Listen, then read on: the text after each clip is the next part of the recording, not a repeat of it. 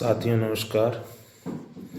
इस समय पूरे भारतवर्ष में एक मुद्दा बहुत ही चर्चा का विषय बना हुआ है। बाबा साहब अम्बेडकर के खिलाफ भारत के गृह मंत्री श्री अमित शाह जी द्वारा दी गई गैर जिम्मेदाराना टिप्पणी के चलते संसद हो या राज्यों की विधानसभाएं हों, सभी जगह यहाँ तक कि देश की सड़कों पर भी युवाओं के मध्य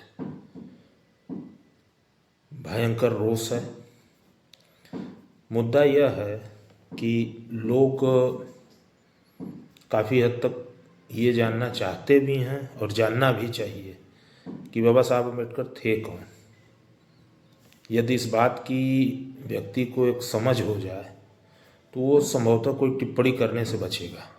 जो व्यक्ति जिसके पास 32 डिग्रियाँ,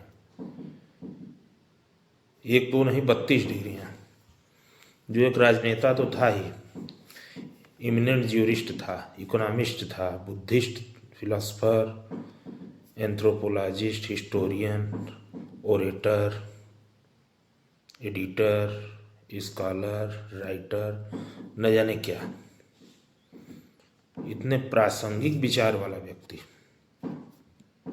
जो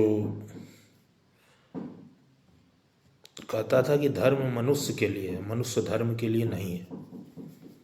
अधिकारों के संदर्भ में जो व्यक्ति कहता हो कि छीने हुए अधिकार भीख में नहीं मिलते हैं, अधिकार वसूलने पड़ते हैं।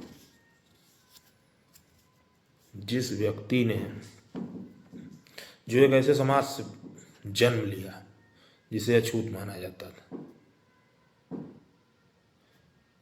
मतलब ये कहिए कि समाज के सबसे निचले पायदान से उठकर अपनी काबिलियत, अपनी मेहनत, अपने सामर्थ्य के बल पर, पराक्रम के बल पर जो व्यक्ति देश में एक नायक बना, ऐसा नायक पूरा देश और खासकर वो 85% की जमात जिसमें छुआछूत से पीड़ित लोग, जिन्हें खटिया पर नहीं बैठने दिया जाता था, कुएं से पानी नहीं पीने दिया जाता था,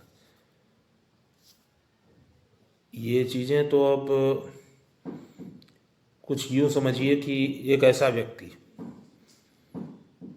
जिसने जमीन पर बैठे हुए व्यक्ति को उठाकर एक मुकाम दिया, शिक्षा की अलग जगह करके उसे समाज में अपने पैरों पर खड़ा होना सिखाया।